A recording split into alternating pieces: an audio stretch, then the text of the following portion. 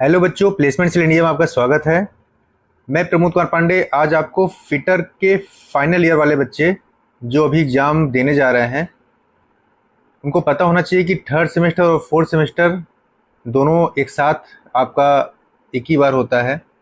और जो बच्चे अभी सीटीआई एग्ज़ाम में बैठने वाले हैं, फिटर वाले बच्चे, मैं उनके लिए भी कुछ क्वेश्चंस लेके आया हूँ। इसी प्रकार मैं आगे इलेक्ट्रीशियन, वेल्डर, मशीनिस्ट, टर्नर वाले बच्चों के लिए भी क्वेश्चंस लेके आऊँगा। कटिंग, सोइंग, ड्रेस मेकिंग, जितने भी ट्रेड्स हैं मैं बारी बारी से आप लोगों के लिए भी क्वेश्चन लाऊंगा। तो फिटर वाले बच्चे जो ही फाइनल ईयर के लिए हैं, तो उनका जो थर्ड सेमेस्टर और फोर्थ सेमेस्टर में जो एग्ज़ाम होने वाला है एक साथ, उसके बारे में आपको जानकारी देने वाला हूँ। इसी प्रकार मैं अभी आपको टेक्निकल ट्रेड का पार्ट नंबर फर्स्ट बता रहा हूँ। पार्ट नंबर सेकंड भी आपके लिए लेके आऊँगा। फिर कुछ क्वेश्चंस मैं आपके लिए ड्राइंग और मैथमेटिक्स का लेके आऊँगा जो आपके लिए काफ़ी बेनिफिशियल होगा। तो चलिए मैं एक एक करके आपको क्वेश्चन के बारे में बताता हूँ। आप लोग पूरा वीडियो देखिएगा और लगभग सारे क्वेश्चन आपके एग्जाम में आने वाले हैं। सेम क्वेश्चन ऐसे ही आता है। तो पहला क्वेश्चन क्या है, which special file is used for narrow work. संकीर्ण कार्य के लिए किस विशेष फाइल का उपयोग किया जाता है। तो यहाँ पे दिया गया है ऑप्शन। पहला है पिलर फाइल, दूसरा स्क्वायर फाइल, तीसरा आपका रेड नॉट फाइल है और चौथा आपका है स्विस पैटर्न फाइल। तो मैं बता दूं आपका कि जो आपका नैरो वर्क होता है उसमें पिलर फाइल का यूज करते हैं। तो ऑप्शन नंबर ए आपका सही होगा। दूसरा क्वेश्चन आपका है, why slot are provided in the slotted castle nut. Slotted castle nut जो होता है इसमें स्लॉट क्यों दिए जाते हैं। पहला ऑप्शन है टू फिक्स स्प्लिट पिंस, मतलब स्प्लिट पिंस को फिक्स करने के लिए, फॉर गुड अपीयरेंस, अच्छी दिखावट के लिए, रिड्यूस द वेट ऑफ नट, नट का वजन करने के लिए, इजी रिमूवल एंड फिलामेंट। तो आपने देखा होगा कि जो आपका स्लॉटेड कैसल नट होता है उसमें स्लॉट दिए जाते हैं। इसका उपयोग हम लोग क्यों करते हैं, क्या दिखावट के लिए होता है या अदर चीज़ के लिए होता है। तो इसका ऑप्शन भी आपका ए होगा, स्प्लिट पिन को फिक्स करने के लिए। तो स्प्लिट पिन जो होते हैं इनको फिक्स करने के लिए हम लोग स्लॉटेड कैसल नट का प्रयोग करते हैं।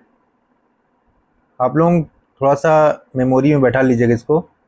तो एक यहाँ पे दिया गया है limit gauge. What is the name of limit gauge. इस लिमिट गेज का नाम क्या है, यहाँ देखिएगा। तो इसके चार ऑप्शन यहाँ भी हैं आपके थर्ड क्वेश्चन के। पहला आपका है प्लेन रिंग गेज, दूसरा ऑप्शन है टेपर प्लग गेज, तीसरा आपका है प्रोग्रेसिव प्लग गेज की डबल एंडेड प्लग गेज। तो आप यहाँ देख पा रहे हैं चारों ऑप्शन में आपको क्या सही लग रहा है, एक बार सोचिए। तो चलिए मैं आपको बता देता हूँ। जो तीसरा है उसका जो ऑप्शन होगा प्रोग्रेसिव प्लग गेज, मतलब ये आपका ऑप्शन नंबर सी रहेगा, प्रोग्रेसिव प्लग गेज, ध्यान दीजिएगा। चौथा आपका है कि what is the name of gauge. तो एक गेज दिया गया है, इस गेज का नाम बताइए।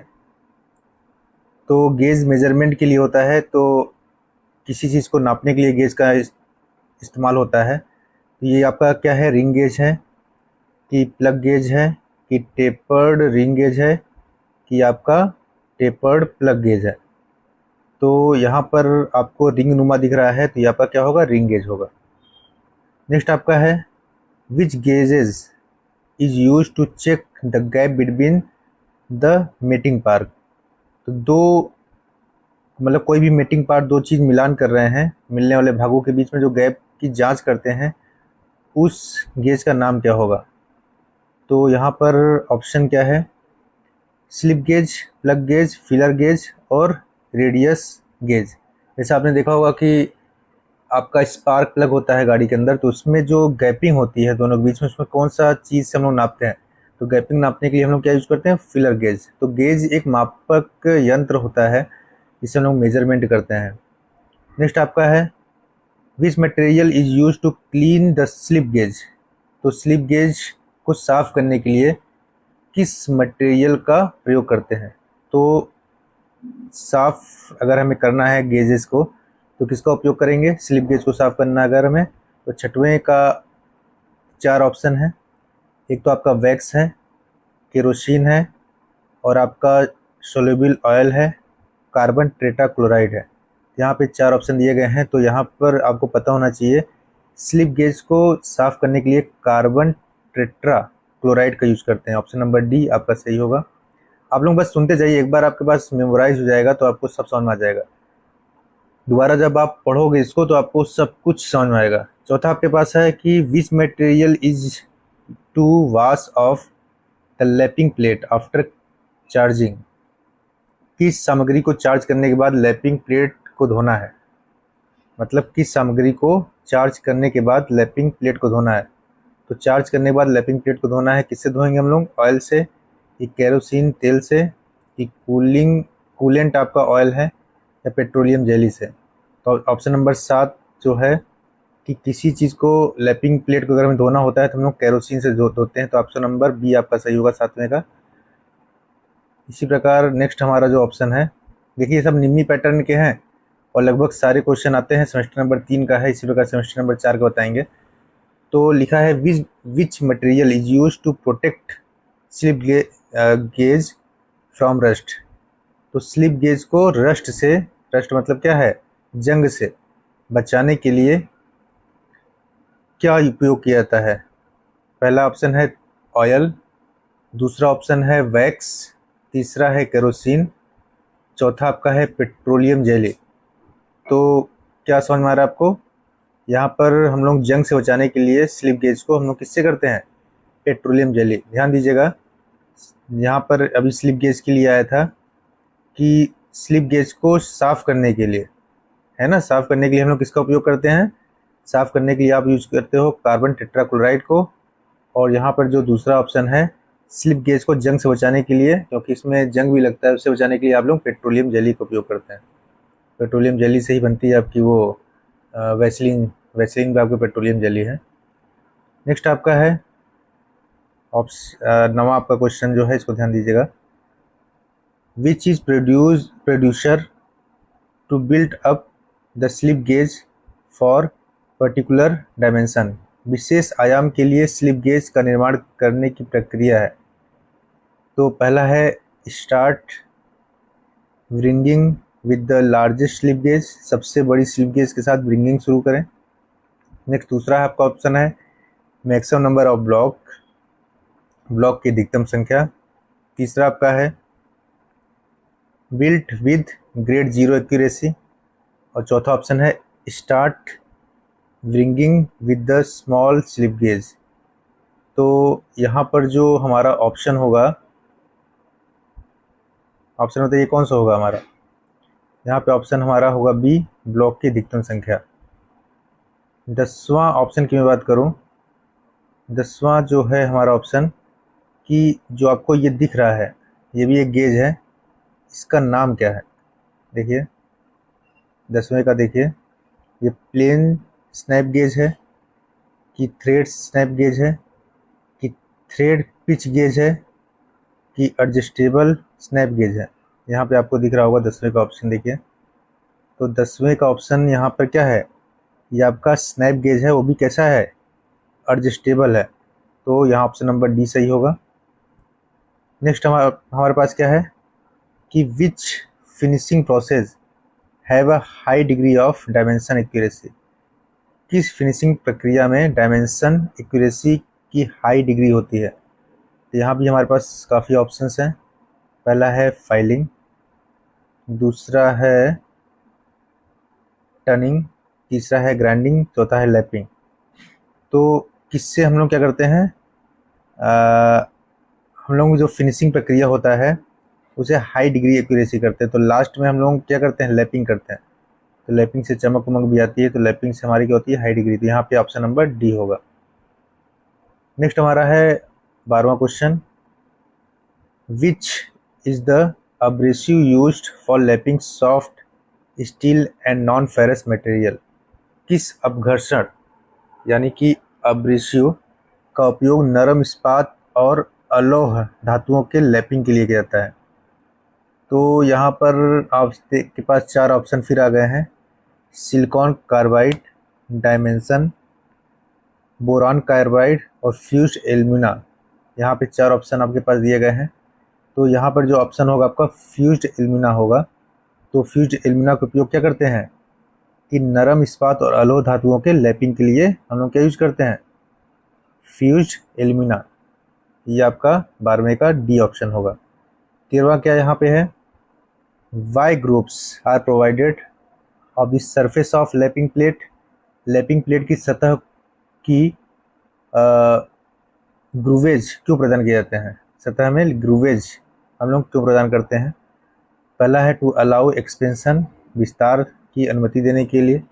टू प्रोवाइड क्लियरेंस, क्लियरेंस प्रदान करने के लिए। टू रिटेन द अब्रेसिव, अपघर्षण को बनाए रखने के लिए। टू परमिट माइनर एडजस्टमेंट, तो मामूली समायोजन की अनुमति देने के लिए। यहाँ पे 4 ऑप्शन है। तो 13वें का जो हमारा होगा अपघर्षण को बनाए रखने के लिए, to retain the abrasive, option number C हमारा सही आंसर होगा। 14वें देखिए क्या है, what is the method of surface hardening. Surface hardening की विधि क्या है, कैसे हम लोग सरफेस हार्डनिंग करेंगे। तो यहाँ पे 4 ऑप्शन फिर मिल गए आपको, nitriding, pack carburizing, flame hardening और इंजेक्शन हार्डनिंग। यहाँ पे 4 ऑप्शन आपको दिए गए हैं। तो जो ऑप्शन नंबर आपका बी है वो आपका सही, क्योंकि यहाँ पे पैक टाइप का दिख रहा है। यहाँ पे क्या होगा, पैक कार्बोराइजिंग होगा। सरफेस हार्डनिंग की विधि जो आपको दिख रही है वो क्या है, तो यहाँ पर क्या होगा, option number B, pack carburizing. Next हमारे पास है 15वां क्वेश्चन। सब आप एक बार देख लीजिए, क्योंकि आप लोगों ने सबने पढ़ा होगा, बस माइंड में दोहराना है। 15वां क्वेश्चन आपको जो दिख रहा है वो है, what is the method of surface hardening. Surface hardening की विधि क्या है, जो आपको मेथड ये दिख रहा है ये क्या है, कैसा सरफेस हार्डनिंग है, नाइट्राइडिंग है, केस हार्डनिंग है, फ्लेम हार्डनिंग है कि इंडक्शन हार्डनिंग है। 4 ऑप्शन आपको फिर दिख रहे हैं। तो यहाँ पर आपका होगा फ्लेम हार्डनिंग। यहाँ पर देखो आपको आग टाइप का कुछ दिख रहा होगा, देखिए फ्लेम टाइप का, यहाँ फ्लेम हार्डनिंग है, फ्लेम से लोग हार्डनिंग कर रहा है। नेक्स्ट क्या है, what is the name of the heat treatment process to reheating the hardness steel temperature below 400 degree centigrade followed by cooling.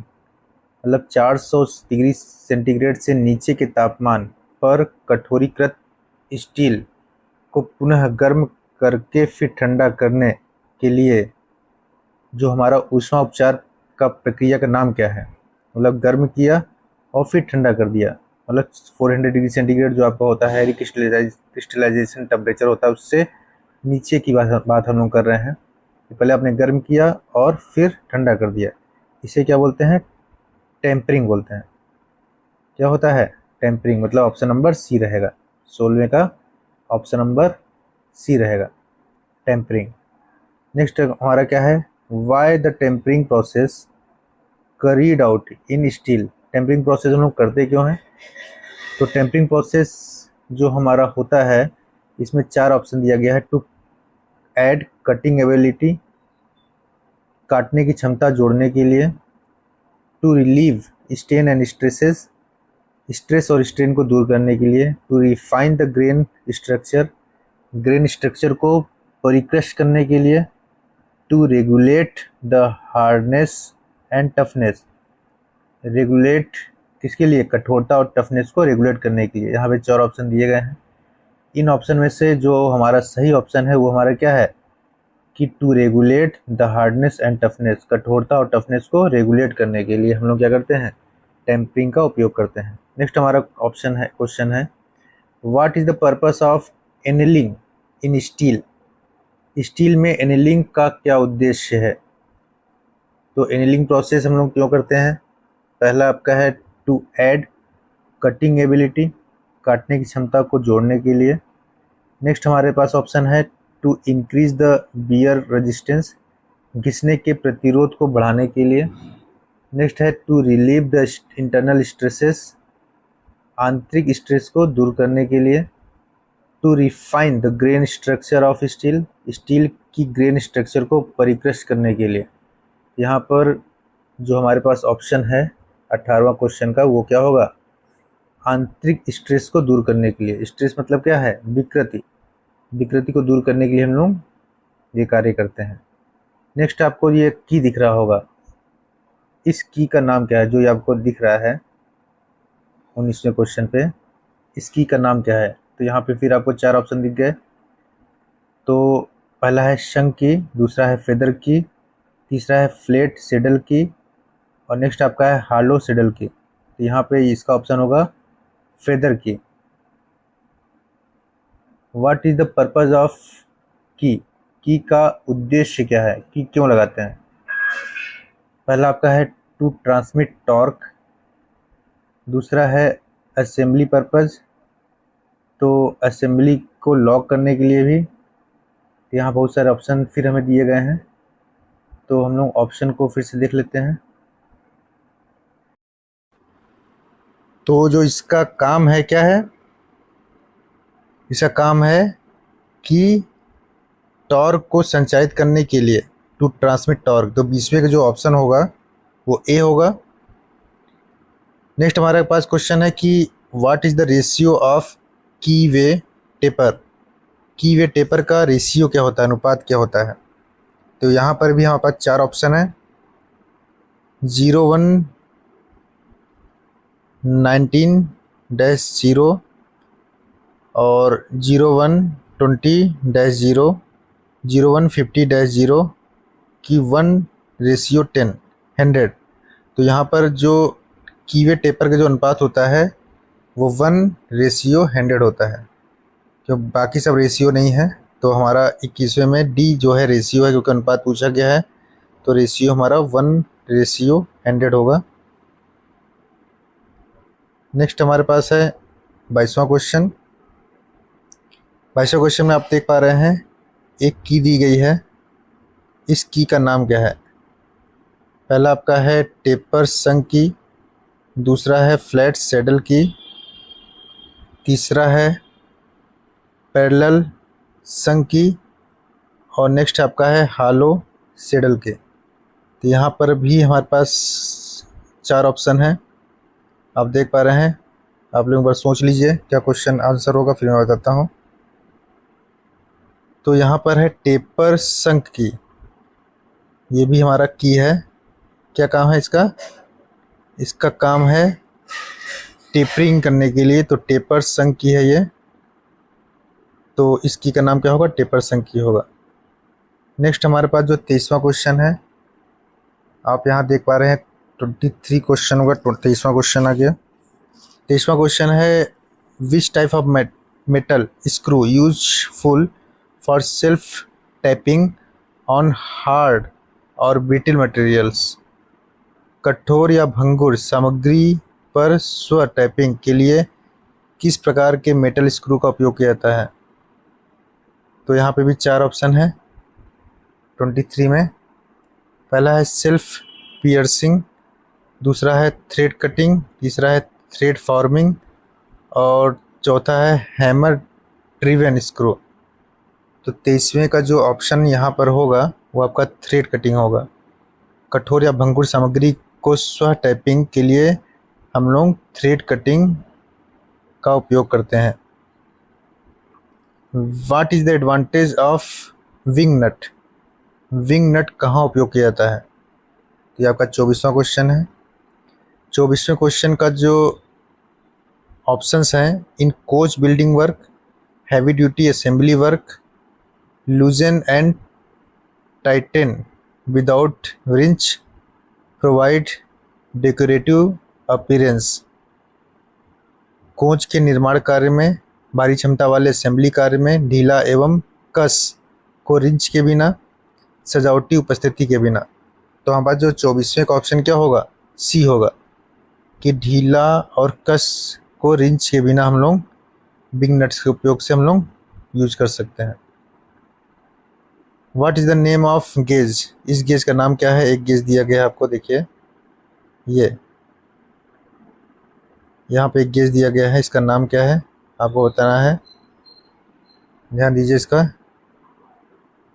तो ये गेज होगा रेडियस गेज, ये रेडियस मेज़र करता है कि किसी का त्रिज्या कितनी है। तो 4 ऑप्शन दिए गए थे, तो यहाँ पे ऑप्शन नंबर डी सही होगा।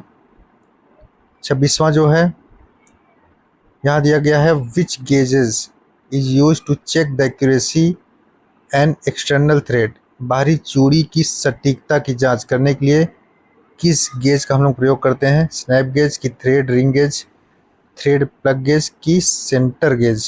यहाँ पे 4 ऑप्शन फिर दिए गए हैं। तो 26वें का ऑप्शन आप लोग सोच पा रहे होंगे। तो इसका जो ऑप्शन होगा, बाहरी चूड़ी की सटीकता की जांच करने के लिए हम लोग थ्रेड रिंग गेज की उपयोग करते हैं। ऊपर से हम लोग उसको पहना देते हैं और चूड़ी सही है कि नहीं सही है उसे हम लोग चेक कर सकते हैं। नेक्स्ट हमारे पास क्या है?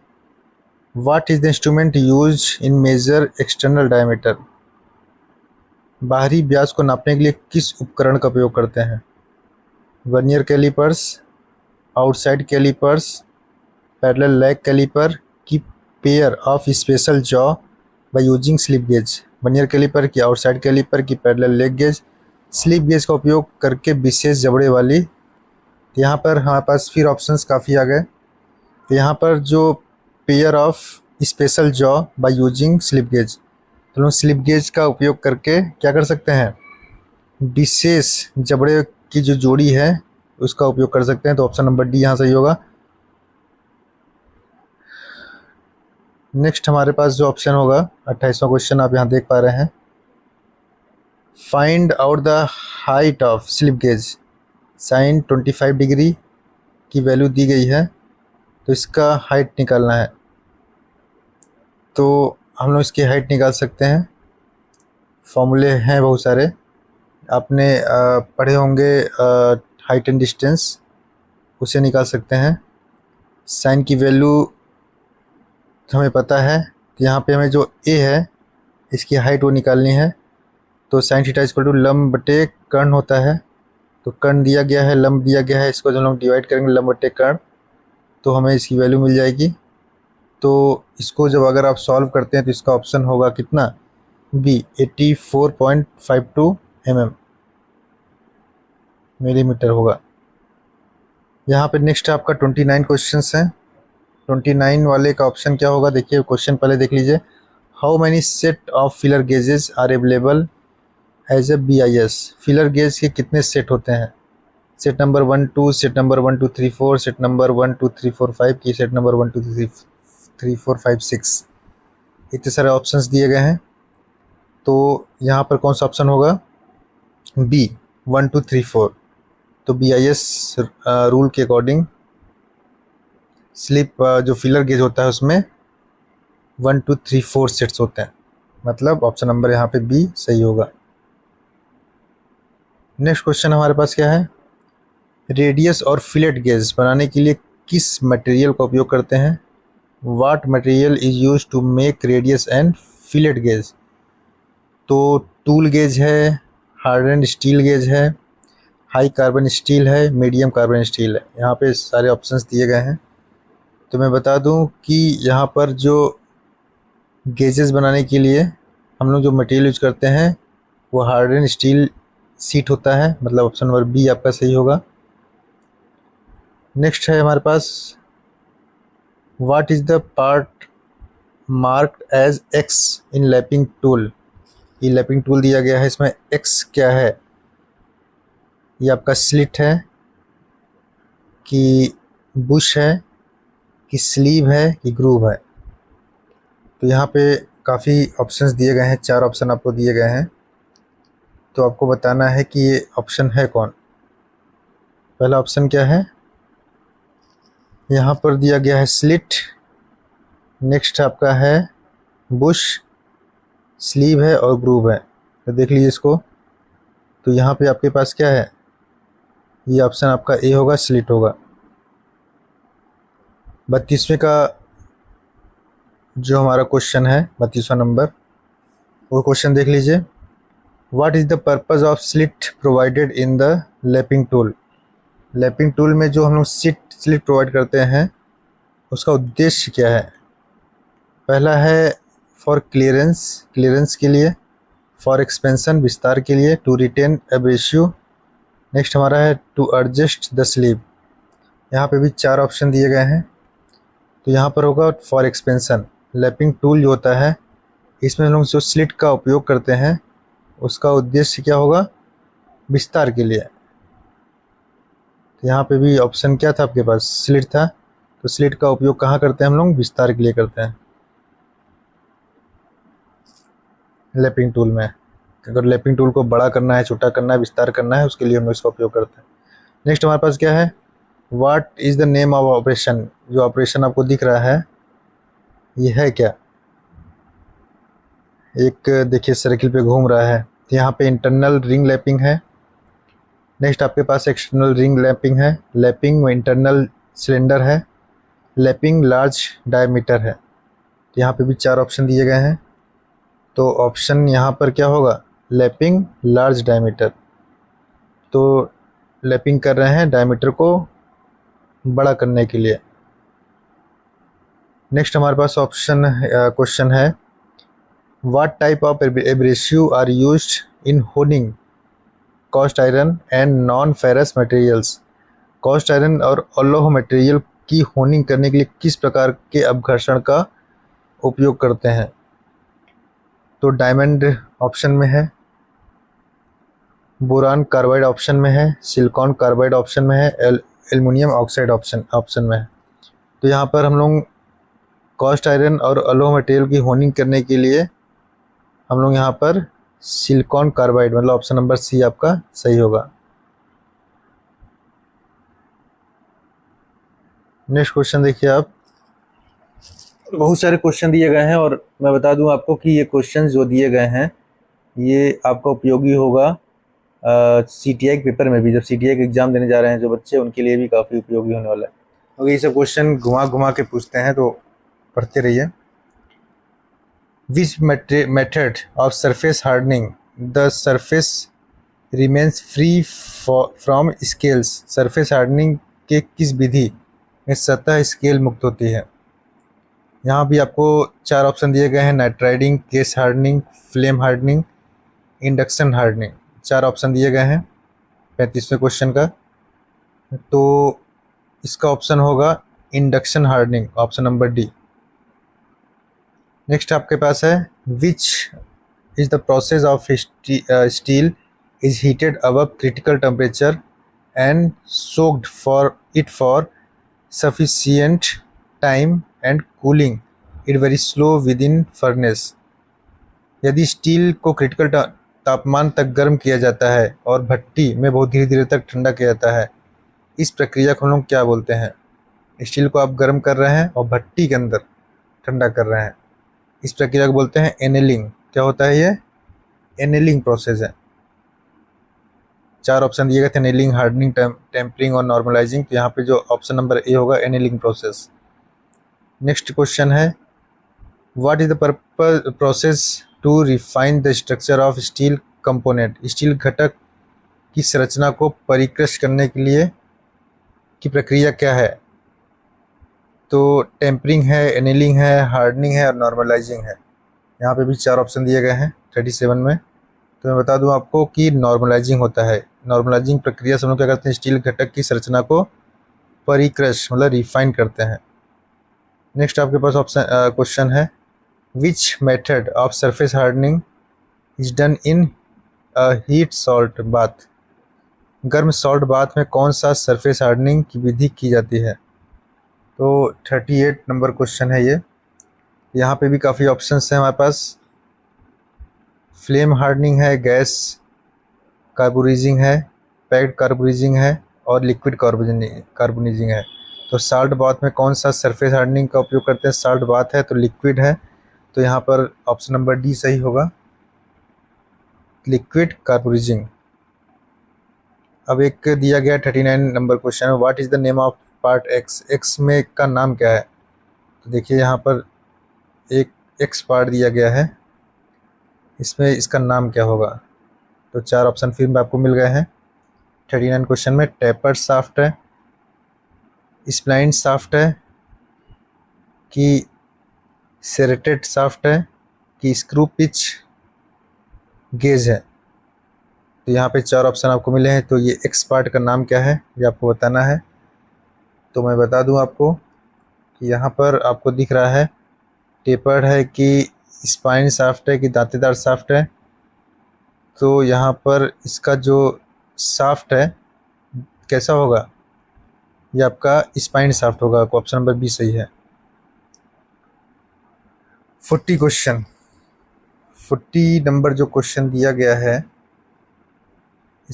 इसमें लिया है विच की has rectangular cross section is fit into कीवे cut on both shaft and hub. किस की जो की मतलब जो आप की फिट कर रहे हो का आयताकार क्रॉस सेक्शन होता है जो शाफ्ट और हब दोनों पर कटे की वे में फिट होता है।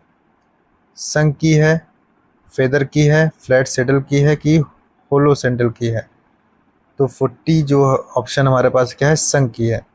संग की जो होता है उसमें जो क्रॉस सेक्शंस होते हैं वो क्रॉस सेक्शन होता है आयताकार, और जो शाफ्ट और हब दोनों में ही फिट हो जाता है। नेक्स्ट हमारे पास 41 क्वेश्चंस है। 41 जो दिया गया है इसमें है विच की is useful for fitting on tapered shaft. Tapered shaft की फिटिंग के लिए कौन सा की उपयोगी है। यहाँ पर काफ़ी ऑप्शंस दिए गए हैं फिर से। फेदर की, गिब हेड की, वुड रफ की कि फ्लैट सेडल की। यहाँ पे भी काफ़ी ऑप्शंस हैं। तो मैं बता दूँ इसमें जो ऑप्शन होगा फेदर की होगा। 41 का ए रहेगा। नेक्स्ट हमारे पास है 42 number question. Which is circular taper की यूज्ड। टेपर की का प्रयोग कहाँ किया जाता है। सर्कुलर की का, सर्कुलर टेपर की का प्रयोग कहाँ करते हैं। लाइट ड्यूटी ट्रांसमिशन में कि बाई डायरेक्शनल ट्रांसमिशन में कि लेंथी शाफ्ट में कि टेपर्ड शाफ्ट में। तो हमारे पास 42 क्वेश्चन है आपका है, उसमें जो ऑप्शन होगा वो क्या होगा, ए होगा लाइट ड्यूटी ट्रांसमिशन में।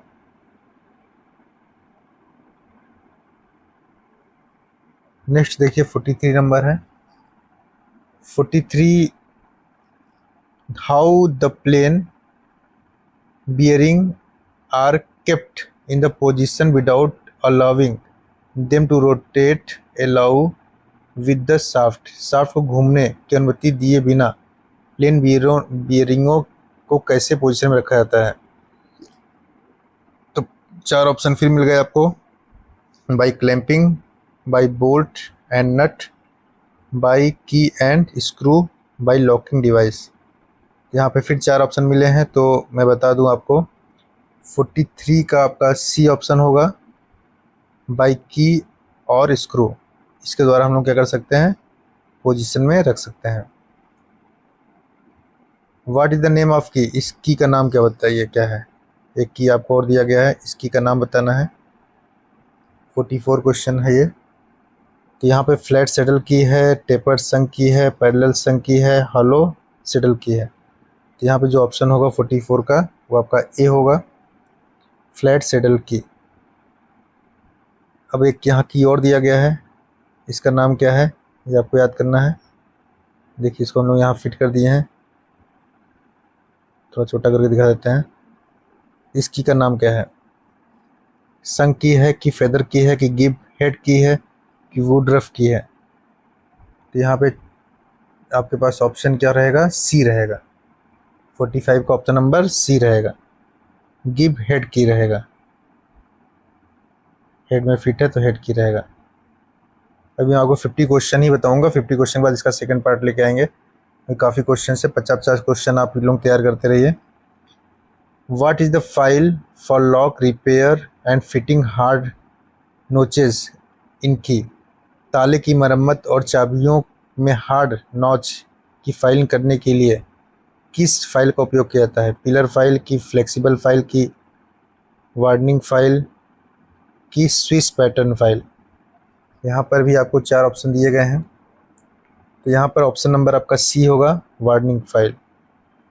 नेक्स्ट आपके पास है what is the name of screw. Screw का नाम क्या है।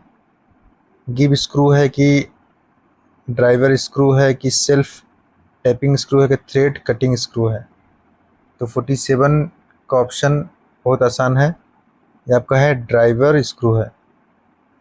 नेक्स्ट है what is the advantage of lock washer. Lock washer का क्या फ़ायदा है? तो provide increase bearing surface, bearing surface को ज़्यादा बेरिंग सतह प्रदान करना, prevent the damage to the surface, सतह को होने वाले नुकसान से बचाना, distribute even pressure on working surface, कार्य सतह पर एक समान दबाव वितरित करना, प्रिवेंट बोल्ट और नट फॉर लूजनिंग अंडर वाइब्रेशन। जब वाइब्रेशन होता है उस समय हम लोग क्या करते हैं, नट को हमारा ढीला ना हो, इस वाइब्रेशन से उसको रोकना। तो ऑप्शन नंबर डी आपका सही होगा 48 का। वाशर लगाते हैं, आपको पता हुई होगा। अब यहाँ पर देखिए दिया गया है 49 में, इस स्क्रू ड्राइवर का नाम क्या है? आपको दिख रहा है, क्या है ये बताइए। 49 स्क्रू ड्राइवर का नाम क्या होगा? ऑफसेट स्क्रू ड्राइवर है कि फिलिप्स स्क्रू ड्राइवर है, स्टैंडर्ड स्क्रू ड्राइवर है कि हैवी ड्यूटी स्क्रू ड्राइवर है? क्या देखा है आपने कभी क्लास में? तो याद रखिएगा ये ऑफसेट स्क्रू ड्राइवर है। 50 क्वेश्चन जो आपका है, what is the name of locking devices. जो आपको लॉकिंग डिवाइस दिख रहा है इसका नाम क्या है? टैप वाशर है कि लॉकिंग प्लेट है, लॉकिंग वाशर है कि स्प्रिंग वाशर है? इसका नाम बताइए। तो ऑप्शन नंबर आपका डी होगा स्प्रिंग वाशर। स्प्रिंग टाइप का दिख रहा है आपको, तो कैसा वाशर है? स्प्रिंग वाशर होगा। चलिए नेक्स्ट क्वेश्चन चलते हैं। What is the advantage of using give headed की। जिब हेडेड की का उपयोग करने से फ़ायदा क्या है? Using the tapered fitting, taper fitting के इस्तेमाल के लिए कैन बी विदड्रॉन ईजिली, आसानी से निकाला जा सके। टू प्रोवाइड अनडायरेक्शनल टॉर्क की आपका है good in high speed applications. तो यहाँ पर जो ऑप्शन होगा आपका क्या होगा? बी होगा कि आसानी से इसको हम लोग निकाल सकें, इसलिए हम लोग जिब हेडेड की का इस्तेमाल करते हैं। जिब हेडेड की का भी आपने देखा था, उसमें एक छोटा सा नोच लगा हुआ था, उसको आप पकड़ के निकाल सकते हैं। नेक्स्ट हमारे पास क्या है? Which file is use for finishing sharp corners. नुकीले कोनों को फिनिश करने के लिए किस फाइल का उपयोग करते हैं? तो आपने काम किया होगा, अगर कोने निकल आते हैं उसमें किसका उपयोग करते हैं? पिलर फाइल की, रिफ्लेयर फाइल की, बैरेट फाइल की, वार्डनिंग फाइल? तो ऑप्शन बताइए क्या होगा? बैरेट फाइल है। What is the name of this file. इसका नाम क्या है इस फाइल का? देखिए 53 क्वेश्चन है ये। 53 का ऑप्शन क्या होगा? टिंकर फाइल है, क्रॉसिंग फाइल है कि स्विस पैटर्न फाइल है कि डॉट नॉट फाइल है, डेड नॉट? कौन सा फाइल है ये बताइए। ये होगा आपका A, tinker file. Which device is use to check the work piece to confirm the shape. आकृति की पुष्टि करने के लिए वर्क पीस को जांचने के लिए किस उपकरण का उपयोग किया जाता है? 54 क्वेश्चन आपका है। तो ऑप्शन 4 दिए गए हैं, profile gauge, snap gauge, caliper gauge की प्रोग्रेसिव गेज। आकृति की पुष्टि करने के लिए वर्क पीस को जांचने के लिए किस उपकरण का उपयोग करते हैं? तो 4 ऑप्शन है, तो इसमें ऑप्शन नंबर क्या होगा? ए सही है, प्रोफाइल गेज। तो हम लोग यहीं पे भी इसको स्टॉप करते हैं। इसका सेकंड पार्ट जो होगा मैं आपको बाद में दिखाऊंगा। तो जो बच्चे अभी फिटर के फाइनल ईयर के एग्ज़ाम देने जा रहे हैं, तो थर्ड और फोर्थ सेमेस्टर एक साथ आएगा। तो अभी ये थर्ड सेमेस्टर है, और जब भी आप कभी CTI के पेपर देने जाएंगे उसमें भी टेक्निकल क्वेश्चंस आते हैं, तो उसमें भी आपको मदद मिलेगी इसमें। तो सारे बच्चे पढ़ते रहिए, जब भी कोई कंपटीशन देने जाएंगे वहाँ भी क्वेश्चंस आते हैं, तो फाइल वगैरह आपने पढ़ा होगा तो उसमें आपका उपयोगी होगा। इसी प्रकार मैं आपको आगे इसके जो नेक्स्ट पार्ट हैं उसको भी जल्दी लेके आऊँगा। बस आप लोगों को यार क्वेश्चन देख लीजिएगा, जब दोबारा पढ़ोगे तो अपने आप सब कुछ समझ में आ जाएगा। तो चलो मैं आपको आगे और अच्छे वे में क्वेश्चंस दूंगा और अच्छे तरीके से इसको बताऊंगा। तो अभी तक के लिए जय हिंद, जय भारत।